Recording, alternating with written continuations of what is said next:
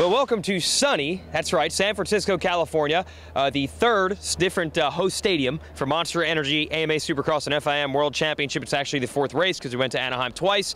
Now, the big story last week was they thought it was going to be a mud race. It turned out not to be. Jason Weigandt and Jim Holley here to say we might have the exact same scenario here in San Fran. They're working hard, and the track doesn't look that bad. No, it doesn't. And, you know, we got to take our hats off to the Dirtworks guys, the Feld Motorsports guys for getting here early. You know, it's a little bit different than Anaheim. Anaheim, you could go in there and build the track. Here, they had to wait till later on in the week to build it. It's raining. They had a lot of things to deal with, but you know what they've done a great job with? They put a lot of lime into the track, so it's not going to get too ruddy. All the landings look real good, and I think they're going to have a great track. I think the riders are going to be surprised again, like they were last weekend in Anaheim, on how much rain we've had in Southern California and how good the tracks are, that they're not complete mud races. Okay, so now that the track is going to be a good level playing field, let's talk about how level the playing field is as far as the talent is concerned. James Stewart, just at the 11th hour, they announced last night, Friday night, he gets wrist surgery. He will not be racing this weekend. Navicular injuries are hard to come back from, so it might be a while. This has got to light a fire under a bunch of riders now that both Reed and Stewart, the only former champs in this field, are both gone.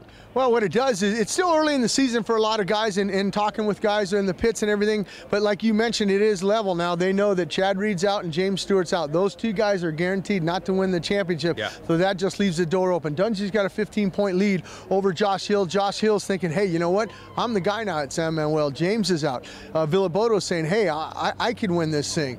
You got Andrew Short on the factory Honda saying, you know what? Now's my time to step up. You're going to see a lot of things in these next 3 or 4 rounds of different guys stepping up, or possibly Dungey saying, you know what? Those guys are gone. I'm going to take full advantage of this, and I'm going to collect as many wins as I can in that Supercross class. But needless to say, it's going to be a great season. Yeah, that's why we encourage you either to come here to San Francisco, because I don't think rain's in the forecast, so it'll be a nice night for Supercross, or just sign up for our webcast at supercrossonline.com/supercrosslive. Now let's also talk about the lights class, where Jake Weimer has won all 3 rounds, and I'd say last week's performance in Anaheim was the most dominant yet.